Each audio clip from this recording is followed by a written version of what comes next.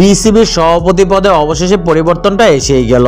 ফারুক আহমেদের অধ্যায় শেষ হয়েছে 9 মাসেই। নতুন সভাপতি হয়েছে আমিনুল ইসলাম বুলবুল। আসন্ন অক্টোবরে বিসিবির নির্বাচন হওয়ার কথা আছে। এর আগে অল্প সময়ের জন্য সভাপতির দায়িত্ব নিয়েছে বুলবুল। লম্বা সময় আইসিসিতে কাজ করা বুলবুল এবার দায়িত্ব পেলেন দেশের ক্রিকেটকে এগিয়ে নেয়ার। দায়িত্ব নেয়ার পর প্রথম গণমাধ্যমের মুখোমুখি হয়ে একটি ভালো টি-20 ইনিংস খেলার কথা জানিয়েছে বুলবুল। অল্প সময়ের মধ্যে যত বেশি ভালো কাজ করে দেয়া যায় আর কি।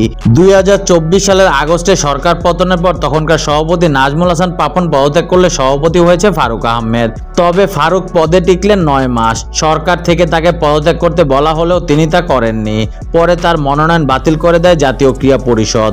সেই জায়গায় নতুন করে আমিনুল ইসলাম বুলবুলকে বিসিবির পরিচালক মনোনয়ন দেওয়া হয়েছে। পরে সভাপতি হন বুলবুল। সংবাদ সম্মেলনে বুলবুল বলেন, যেহেতু সময়টা কম, আমরা জানি যে টেস্ট ম্যাচ 5 দিনে হয়, ওয়ানডে হয় 7 ঘন্টার।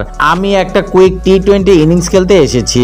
সো একটা ভালো টি-20 ইনিংস খেলবো, যেটা আপনারা দীর্ঘদিন মনে রাখবেন। চেষ্টা করব ক্রিকেটটা যাতে সবাই খেলতে পারে, যাতে সবার খেলা হয়, যেন একটা স্টেটমেন্ট হয় ক্রিকেটটা সবার জন্য। এই ধারাটাই শুরু করে দিয়ে যেতে চাই। আপাতত বিসিবির নির্বাচনের আগ পর্যন্ত বিসিবির সভাপতির দায়িত্বে থাকছেন বুলবুল।